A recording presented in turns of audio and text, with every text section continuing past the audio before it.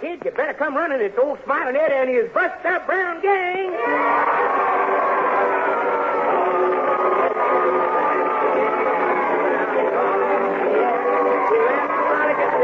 Come on, you buddies, and count it. Buster Brown is on here. Hello, kids. Hello, mother. Hello, daddy. Hello, grandmother. Hello, granddad. Aunts and uncles and nieces and nephews and brothers and sisters and cousins and pets. And everybody, this is your old buddy Smilin'n and his big Buster Brown gang getting set for another good old Saturday jamboree. And we're going to have more fun than a barrel of monkeys. Just wait till you hear my exciting Indian story for today. Boy, oh boy, we're all here. Yes, sir, just raring to go. How are you today, Squeaky the Mouse? How are you? Oh, you're all right. Yeah, you're the cutest little mouse there is.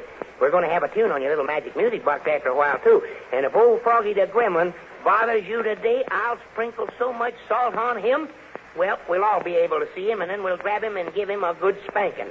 I know a riddle, I do. Oh, there he is now. Froggy, you had better be good today.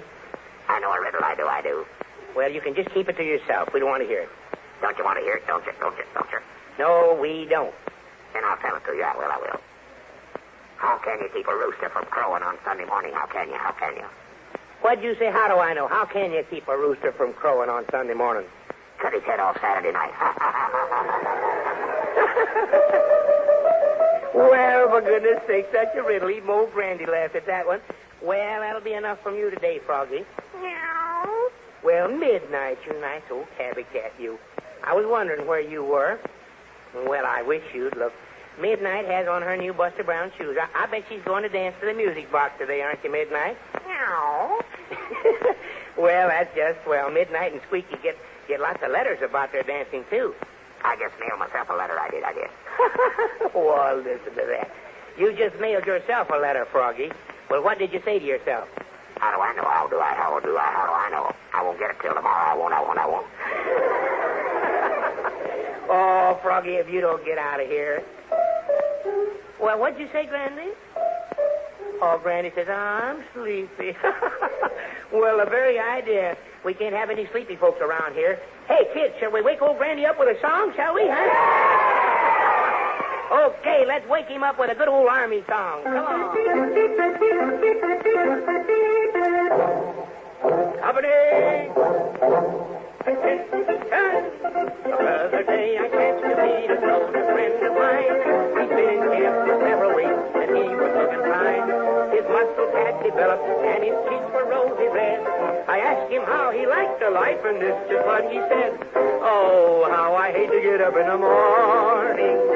Oh, how I'd love to remain in bed. For the hardest blow of all is to hear the bugler call. You gotta get up, you gotta get up, you gotta get up this morning. Someday I'm going to murder the bugler. Someday they're going to find him dead. Oh, I'll amputate his reveille and step upon it heavily and spend the rest of my life in bed. Hey, soldier, time to get up. Oh, Mother, I don't want to get up. I'm sleepy. Come on, soldier, come on. You'll be late for school. Oh, why does that feller have to get up so early? Gee whiz, I'm sleepy. Oh, how I hate to get up in the morning. Oh, how I'd love to remain in bed. Oh, the hardest blow of all is to hear the bugler call. You gotta get up, you gotta get up, you gotta get up this morning. Oh, boy, the minute the battle is over. Oh, boy, the minute the foe is dead. I'll put my uniform away and move to Philadelphia and spend the rest of my life in bed.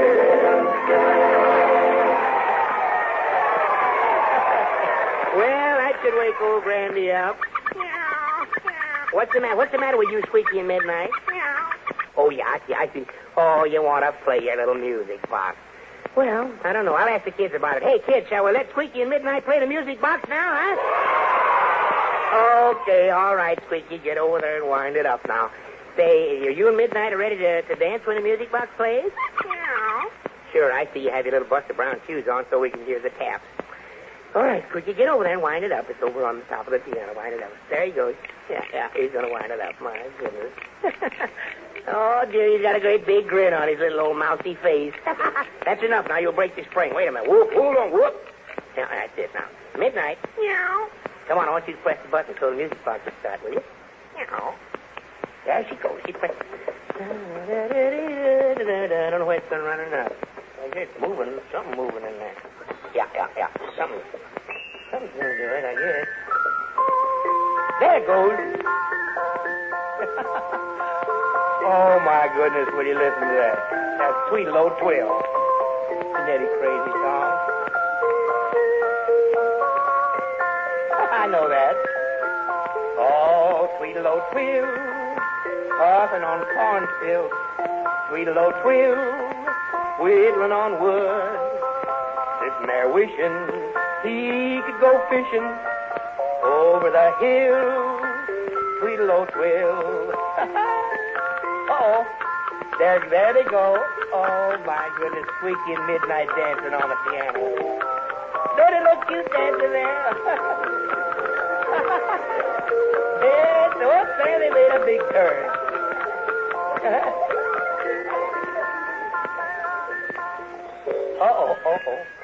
Uh-oh. Something's happening. Oh, it's running down. Oh, dear, the little old music box run down. Oh, my. Say, kids, didn't Squeaky and Midnight look cute dancing in their little Buster Brown shoes, huh? Didn't they? You bet. Squeaky and Midnight are proud of their Buster Brown shoes. And say, kids, speaking of shoes, I know something we can all do every Saturday morning right after Smilin'n Ed's program that'll tickle the daylights out of Mother and Dad. We can get out our shoe polish and brush and give our Buster Brown shoes a good shiner. Yes, sirree. And listen, kids, shining your shoes every week makes them last longer. Why, it helps to keep the water out of the leather. It helps to keep them from becoming scuffed. Say, Buster Brown shoes are such fine shoes. Why, Buster Brown folks even make shoes for our soldiers, our sailors, and our Marines. And what's good enough for our fighting men is good enough for us. How about it, kids? Is that right? Absolutely, boy. You bet you my neck. And that's why I want you to be sure and get the name of the store that sells Buster Brown shoes in your town when the announcer comes on after our story to tell us about it.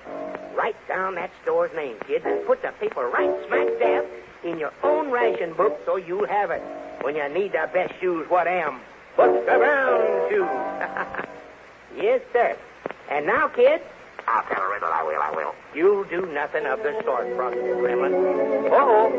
There goes our good old Storytime theme song. And that means it's time for Smilin'n Ed to tell his buddies another super-duper story. And what a story we have for today. A story from right here in our own country, the United States. You know, many years ago when we were colonizing our great western states, that part of the country was very wild.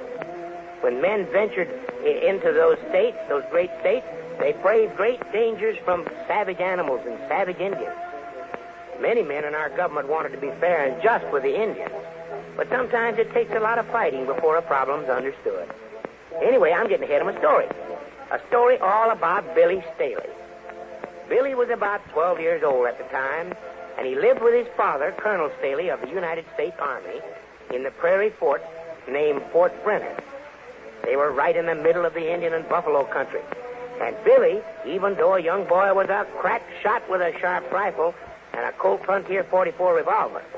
He was a crack rider, too. And as we join the story, he's galloping across the plains on his Pinto Bronco pace. Listen. There it is again. Prairie grass all trampled, but just in a narrow path. Just as I thought. That's Indian sign. Now, let's see. This trail was made by a good-sized Indian war party on horseback, riding single file. Or Kit Masters didn't teach me how to read Indian sign. Let's go, Pete. Dad don't want to hear about this. Good boy.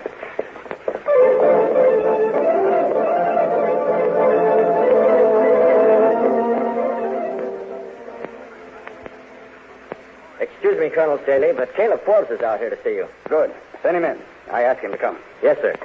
Come right in, Mr. Forbes. Thanks, Corporal. Well, how do you do, Colonel Staley? How are you, Caleb? Glad to see you. Sit down. Thanks, Colonel. What's on your mind? Good news, Caleb. I think the Indian wars will soon be over in this area. Eh? What? The treaty with the Arapahoes and the Staked Plains Sioux has been signed by the President. It's on its way right now by Pony Express. Well, fine. Fine. You say the treaty is coming by Pony Express, eh? That's right. Now, of course, the government hasn't appointed a real Indian agent for this territory as yet. But you have so much influence with the Indians, I thought you'd sit in with us and sort of officiate when we sign the treaty. Well, now, I'll think it over. Pony Express won't be here for some time with that treaty, I suppose. Matter of fact, it should be here tomorrow. Tomorrow? I'll have to... That is, fine. We'll get together and... Dad, I've been on the prairie and... Oh, I'm sorry. I didn't know someone was with you. Son, this is Caleb Forbes. He's known out here as the Indian man. Caleb, it's my son, Billy. Glad to meet you, sir. Glad to meet up with you, son. Dad, I found Indians on the prairie. A war party. A war party? Yes, sir. All the signs were there. It wasn't a hunting party. How about that, Forbes? You promised me the Indians would be quiet. I think the kid's mistaken. No Indians on the warpath. I'm sorry, sir. The pitmasters trained me to read sign on the trail. And I know a war party's trail when I see one. Well, you misread that one. Take it from me. Colonel, I got to be going. Send me a message when that treaty gets here, if it ever does.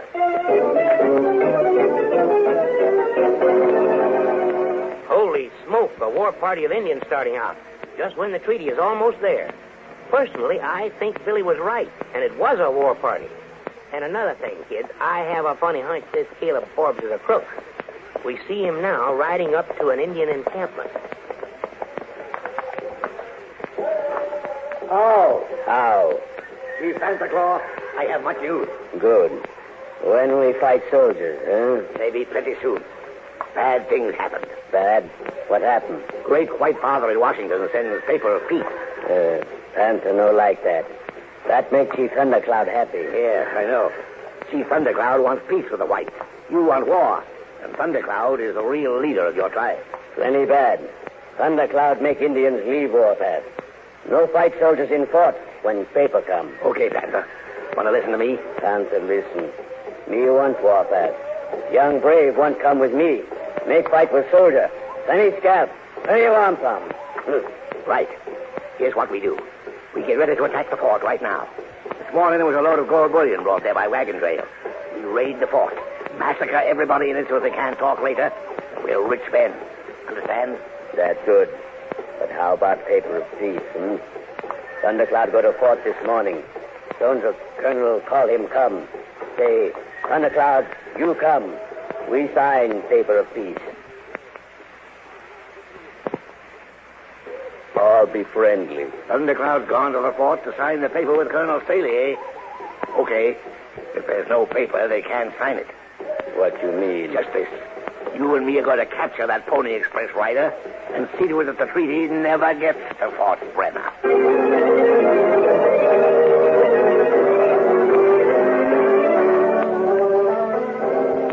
Hey, would you listen to that? I guess we were right, huh? That old Caleb Forbes is a downright crook. Isn't this a swell story, kids, huh? You like it? You bet your life. You bet your life. Old Smilin'n Ed has a million good stories for his buddies. And we'll finish our story in just a minute. But, kids, did you ever have someone get all your fingers in his hand and squeeze until they hurt? Sure you have. You've done that. And that's just what happens to your toes when you try to walk around in shoes that are too tight for you. But when your Buster Brown shoe man fits you with Buster Brown shoes, ha-ha, boy, oh boy, they fit you to a T. With plenty of room to let your toes grow straight as they should. So, before you buy shoes, just look inside the shoe for that good old name, Buster Brown. If that name isn't there, you just say, hold on there, Mr. Shoemat. I've got to have genuine Buster Brown shoes. Yes, sir. Tell him you're old Smilin'n Ed's buddy and you mean business. And, kids, be sure to have your pencil and paper ready to put down the name of the store in your town that sells Buster Brown shoes when the announcer tells you about it in a few minutes. Remember, put that paper right in your own ration book where Mother can see it. We can't afford to make any mistake about Buster Brown shoes because we're buddies and we stick together. But now let's get back to Fort Brenner, where Colonel Staley and Chief Thundercloud are waiting for the Pony Express rider with the treaty. But young Billy, he didn't have time to sit around and wait for the Pony Express rider. He saddled up Paint and went out on the prairie. He didn't know exactly what he was looking for, But his prairie-trained senses seemed to warn him of trouble. With Paint traveling at a fast lope, he traveled over the buffalo grounds, keeping a sharp eye this way and that. Listen. Oh, Paint. What's that over there, Paint? Ground's all stopped. Come on. Oh, boy. Oh, there was a fight here. Let's see, about 3 or 4 horses. Blood. Somebody shot, that's a cinch. A piece of leather, piece of a belt. No, a strap. And a buckle is stamped USM, United States Mail. The Pony Express man. Come on, Paint. We're following this trail.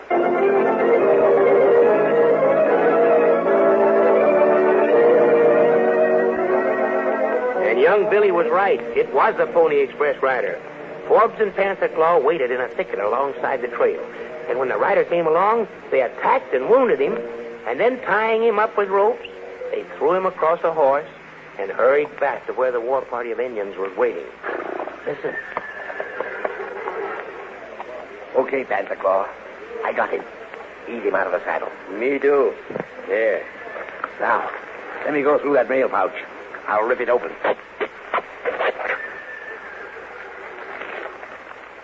There's nothing in here that looks like a treaty. Maybe him already been to fort. Leave paper of peace with soldier, No, I don't think so. Couldn't have gone to the fort and then been where we jumped him. He might have that treaty hidden somewhere. We'll tie him up in this thicket here. Nobody will find him. We can come back to him after we've attacked the fort. Let's go.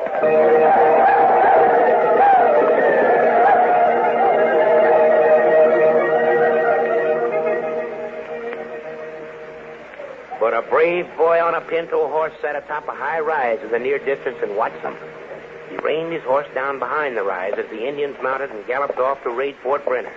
Then he put the pinto into a lope and headed straight for the thicket.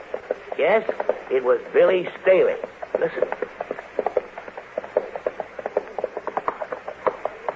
Oh, there, boy. Now, stand, boy. Now walk into the thicket here. What? Who's that? Help. Help. It's the Pony Express rider. Over there. Oh, wait a minute, sir. I have those ropes cut in the jiffy. You're wounded. War party. Indians. Where they go? It's a raid Fort Brenner. No, they can't. Treaty. I've got treaty. You had a treaty, but I saw that crook Forbes take your mail pouch. So I suppose he's got it now. No. Treaty hidden in my boot. Take it. Hurry. Stop massacre. What? There's a treaty in your boot? Oh, boy, wait till I take this old thundercloud. He'll get the rest of his braves and make old Caleb Forbes look sick.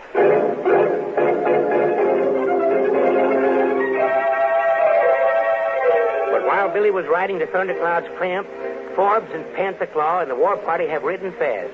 And now they've surrounded Fort Brenner. Already the great circle of death has been formed by the Indians. And they're riding pell-mell in a huge circle around the fort, hanging on to the sides of their horses and shooting at the soldiers inside. Another group of braves have dismounted. And they're shooting flaming arrows into the fort, trying to start it ablaze. Listen. Come on, men! Make every thumb count. They're charging against us. What's wrong with them? They're running away, Sergeant. What's this? Sure enough, sir. The man's right. Look, we wasn't turning them enough for that. They're running away. No wonder. Look what's coming. Holy smoke, more Indians. Now we're really in for it. No, we're not. Look, that pinto pony in the lead. That's my boy. That's Billy. Why, sure enough, sir. And next to him on that big black stallion. If that ain't Chief Thundercloud, I'm in the Navy. It is. Look, the Indians that attacked the fort. Thundercloud and his braves have rounded them up. Say, those men were out on their own. Here, Sergeant, get the main gates open. Billy and Thundercloud are coming and fast.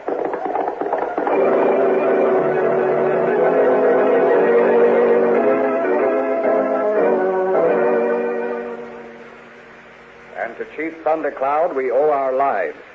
He came in the last moment. We could not have held out much longer. Thank you, Chief Thundercloud. No, thank me. Thank boy. He brave boy, wise boy. Someday he be great chief. Now, paper signed. We at peace.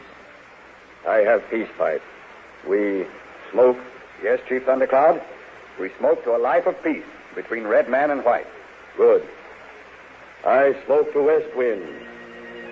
I smoke to east wind. I smoke to north wind. I smoke to south wind. I smoke to stars and moon.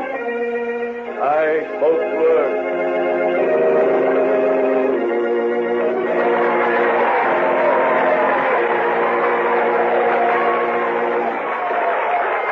Well, stay there, kids. I hope you like that story. But that little old Billy sure used his head. Of course, Billy was trained to the prairie in the ways of Indians. But he did all a grown man could do because he was ready when an emergency arose. And you know, kids, we can be ready, too, when big things come up in our lives. We can see that we have a good, strong body by eating all the food Mother sets before us and getting plenty of good sleep. We can study at school so that we be plenty smart and know how to handle things that come up. Oh, for goodness sake, looks to me like something's coming up right now. What on earth is this? Here come elephants, tigers, monkeys, pigs, chickens, cats. Oh, for heaven's sake. Here come all the animals in Uncle Noah's Ark. A long, long time ago, that's all you kids should know. Uncle Noah built himself an ark. For 40 days and nights, the rain was sure a fright, and the animals nearly tore his ark apart. Well, the ducks went quack, the cows went moo, the rooster, he went cock-a-doodle-doo. The old tomcat sure raised an awful row. Midnight, meow. The old pig squealed, the billy goat spot, old bullfrog said, "Please rain we've had. Uncle Noah's Ark, the madhouse now." Well, the horses and cattle and fowls of the air, why, even the long-eared old donkey was there. Well, the ducks went quack, the cows went moo, the rooster, he went cock-a-doodle-doo. All was there in Uncle Noah's Ark. Well, the ducks went, the cow went, the rooster went. Yeah, the old tomcat sure raised it all for row. Mitty, meow. The old pig, the billy goat, the bullfrog said, "Big and brave we've had. Uncle Noah's Ark, the madhouse now." Well, the horses and cattle and fowls of the air, why, even that old long-eared donkey was there. Well, the ducks went, the cow went, the rooster went. All was there in Uncle Noah's Ark.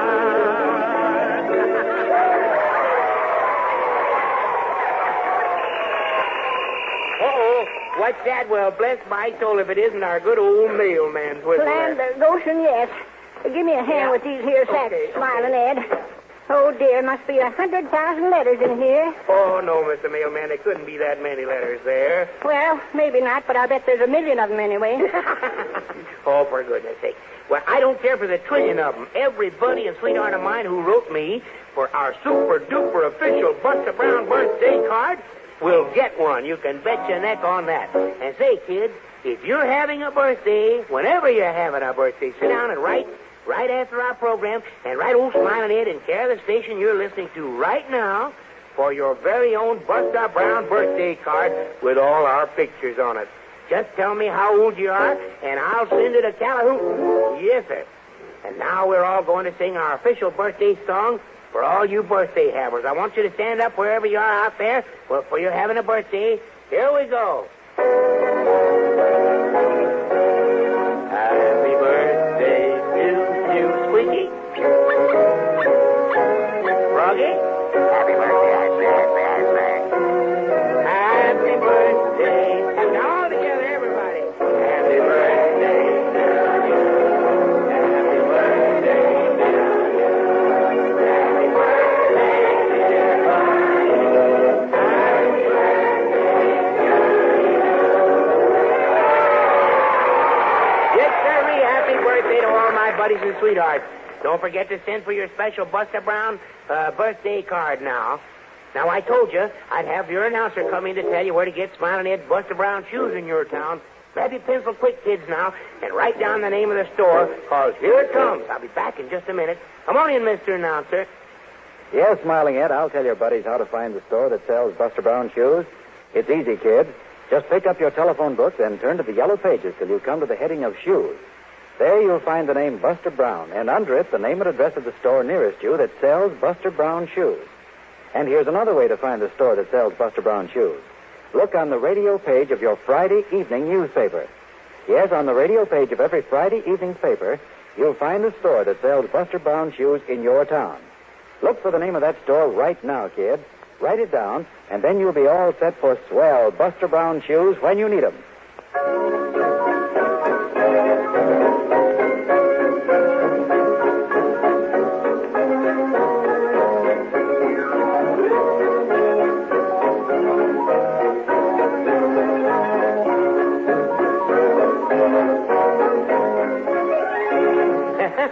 You betcha, kid. Hang on to the name of that store. Put it right in your own ration book. And now, kids, has everyone had fun around here today, huh? You betcha. Well, you haven't heard or seen anything yet. Just wait till next Saturday at this same time when old Smilin'n Ed tells you a story about a brave little girl who helped out with the Japanese down in the Philippines. Oh, is it thrilling? I want every single one of my buddies and sweethearts to be right on hand next Saturday. And say, buddies, be sure to tell every kid you meet next week about our fun every Saturday. We're buddies and we stick together. And don't forget to go to church or Sunday school tomorrow. I'm counting on you. Keep listening for this little tune. When you hear it come a-running, the happy gang of Buster Brown is on the air. The happy gang of Buster Brown now leads the air. So watch for us, buddies. Next Saturday we'll come with a bang and a big parade. Buster Brown is on the air.